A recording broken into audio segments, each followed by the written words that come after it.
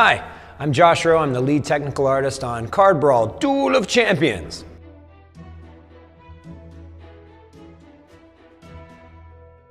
Animations are an important part of every game. They give you the spark and polish that everybody expects. Today we're going to talk about how a mobile game studio approaches animation.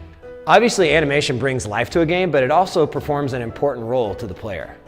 It communicates things that can't easily be communicated sometimes, or are best communicated via a good animation.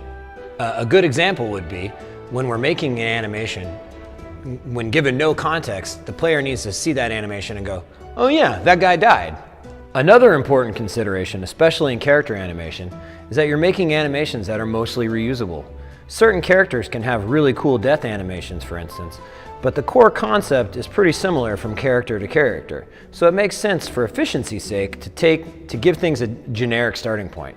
This also gives us more time to spend on the really exciting parts. Another important part of when making an animation for mobile is to make sure that the animation is fast and efficient. When you're playing a game on your phone, you don't have time to wait for like a really long, elaborate animation every time you play a spell or play a spell card or put a unit down. So we try to make them fast and efficient so you can get back to the game. Speaking of spells, spell animations have their own nuance. Spell animations should always be unique as possible, and they need to look exciting and feel powerful. You want a player to feel awesome every time they cast a spell. In Card Brawl, spells also need to be thematically consistent with their element and feel like they belong to the fire element or the light element or the dark element, for instance. Traps are another unique aspect of Card Brawl.